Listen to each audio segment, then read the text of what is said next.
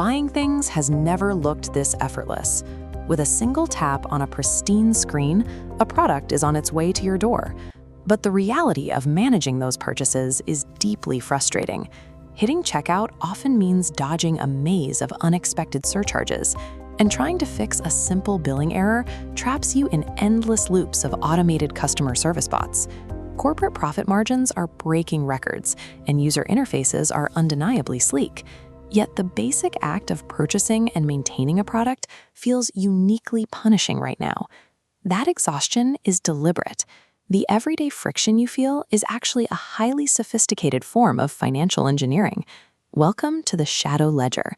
Companies are systematically erasing their own operational costs from the books and quietly reapportioning them onto your time, your wallet, and your stress levels. The first tactic starts with how prices are displayed. In a hyper-competitive market, companies need a low anchor price to win your initial click. A $200 flight gets your attention and keeps you from looking at competitors. Look at this diagram of a standard transaction. That baseline price is deliberately fractured at checkout. This is fee creep. The airline charges $35 for a carry-on bag, $20 to pick a seat, and a mandatory processing fee. For the company, these ancillary fees operate at near 100% profit margins. The physical equivalent of this strategy is shrinkflation. A manufacturer quietly drops a 1-liter bottle of fabric softener down to 800 milliliters. They redesign the packaging to make it look taller, maintaining the illusion of size while avoiding the backlash of a direct price hike. Then there is the more covert tactic of quality fade, where the actual formula or materials degrade over time. Real butter is swapped for cheap vegetable fats. Durable metal components in household electronics are replaced with brittle plastic. Through these tactics, the manufacturer successfully maintains their gross profit margin. You pay the exact same amount for a product with a shorter lifespan and significantly less value. Moving beyond physical goods, corporations are aggressively targeting one of the most expensive line items on their balance sheets: human labor for customer support. Through a strategy called support starvation, businesses are gutting their human call centers. In their place, they deploy endless, convoluted automated menus and dead-end AI chatbots. The goal is not to resolve your issue efficiently. The goal is to make the complaint process so agonizingly tedious that you simply give up. The company converts their labor costs directly to your wasted time, forcing you to act as an unpaid support agent. This deliberate friction also powers the subscription economy, but in reverse. Signing up takes a single click. Canceling requires a mandatory phone call restricted to business hours, 45 minutes of hold music, and arguing with an aggressively trained retention agent. Your exhaustion is categorized as a valuable corporate asset. It is called cancellation fatigue, and it acts as a systemic barrier specifically engineered to protect corporate cash flow. The final mechanism cleans the company's risk balance sheet. Historically, if a package was lost or an item arrived broken, the company absorbed the cost and made it right. Today, e-commerce platforms heavily prompt you to purchase delivery insurance out of your own pocket. They are shifting the core responsibility of basic logistics away from the vendor and onto you. Tech companies operate the same way. They routinely release buggy, unfinished software updates, effectively treating paying users as an uncompensated army of beta testers to find the flaws. Between tightening return policies and forced insurance add-ons, corporations are continually scrubbing their operations of liability by pushing the risk onto the weakest participant in the transaction. When you combine hidden checkout fees, hours lost navigating automated menus, and personal assumption risks, the modern commercial landscape comes into full focus. You are no longer participating in a simple exchange of goods for money. Instead, you have been drafted as a customer service agent, a software beta tester, and a risk underwriter. This scale visualizes the structural reality of the shadow ledger. The corporate side remains spotless, boasting record profit margins. But the scale balances only because an overflowing ledger sits on the other side, stacked high with your lost time and assumed liabilities. The frictionless modern economy is an illusion. The friction was never eliminated by technology or optimization. It was simply relocated from the corporate boardroom directly into your living room. A major corporation just released its quarterly financial report, and the economic headlines are glowing. The charts are pointing up, and executives are on earnings calls proud to be highlighting their discipline, their adaptability, and their resilience during a tough economic cycle. Look at the data on this terminal. These steep, upward trending lines are exactly what Wall Street wants to see. They represent a very specific metric of corporate health that gets celebrated above almost everything else: margin expansion. Asked how they achieved this wider margin, executives usually credit a concept called operational efficiency. They talk about streamlining their supply chains and executing rigorous cost-cutting measures. On paper, the business looks healthier than ever. But if we look past the polished accounting figures, we have to ask a basic question. Is the company genuinely generating more value, or is a crucial liability being left off the balance sheet entirely? To find the answer, step away from the financial terminals and walk into a supermarket.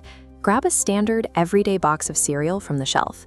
You might notice the cardboard is a little thinner, the plastic bag inside is lighter, and the volume of food has dropped, yet the price tag on the shelf remains identical. Now go home and try to book a flight online. The initial fare looks reasonable, but by the time you reach checkout, you are hit with a barrage of inexplicable subcharges: a fee to choose a seat, a fee for a carry-on bag, a fee just to process the credit card you're using to pay. These strategic choices hide the real cost. The corporate balance sheet looks beautiful because it is fueled by the systematic degradation of the consumer's daily experience. There is a cold, mechanical law to operational costs. When business expenses rise, they do not simply evaporate. The cost always exists. It just requires a new payer to hold the bill. Companies are acutely aware that consumers are sensitive to upfront price tags. If a business raises the sticker price of a product by $10, they risk an immediate buyer boycott. To protect their margins without triggering a revolt, they use a strategy called value fragmentation. Instead of one obvious price hike, they break the cost into tiny, scattered microtransactions that are much harder to notice. Think of a transaction as a single solid block. You pay a set price for the complete product. Under value fragmentation, that block shatters. Tiny satellite notes spawn, base fees, processing fees, attaching to your final bill, making them impossible to avoid. This fragmentation is highly effective. It allows a company to extract significantly more revenue from you while maintaining the illusion that their market price is holding steady. Let's bring back that corporate buzzword, operational efficiency. What does that look like when applied to a real-world crisis? Often, it translates to the aggressive elimination of human customer service staff. Companies dismantle the physical support infrastructure that used to come standard with a purchase. So when your home internet service drops out or a product completely fails, you call the support line. Instead of reaching a person, you are trapped in an endless automated loop of AI chatbots and directories pointing you to self-help articles. The labor required to fix the problem remains constant. Technology simply moved that work onto your shoulders. Now you diagnose the error codes, resetting the hardware, and navigating the system. By forcing the buyer to act as an unpaid technical support agent, the company successfully protects its bottom line. The margin expands because your personal time was consumed instead of their payroll. Look at the sheer scale of the New York Stock Exchange floor. This cost shifting is a massive, organized engine, running with the same precision as the trades on these screens.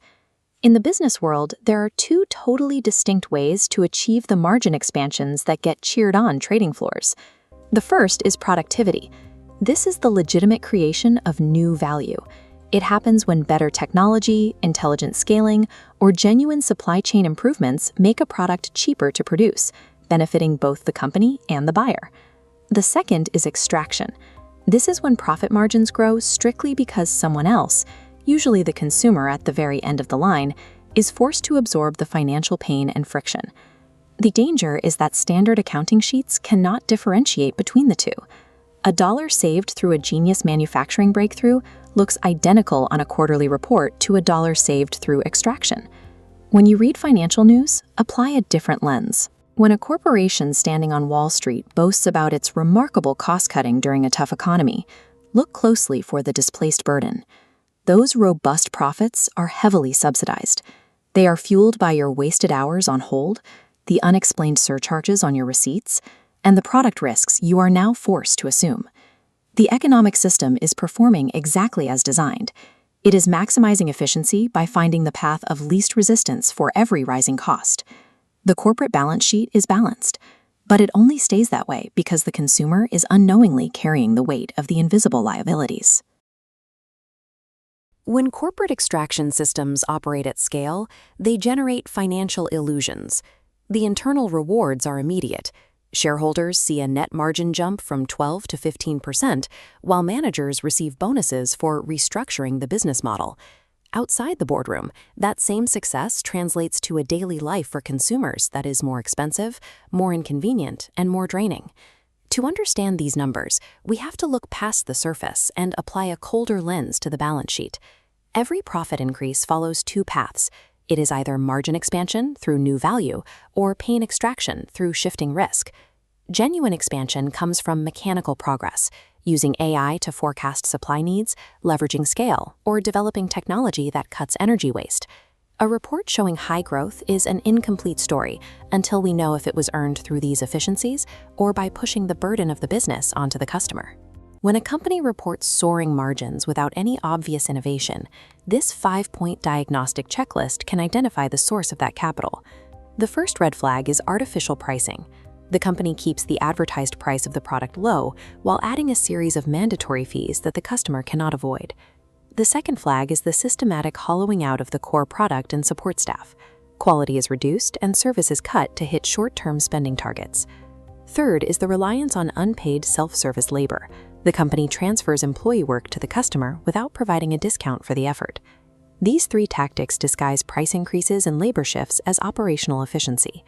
The checklist continues with the quiet transfer of legal and financial risk. Companies often rewrite service terms and warranty policies in the fine print to move the boundary of risk from the corporation to the buyer. The final red flag is the cancellation maze. This involves engineering complex, multi-step procedures and hurdles designed to make it difficult for a user to stop paying for the service.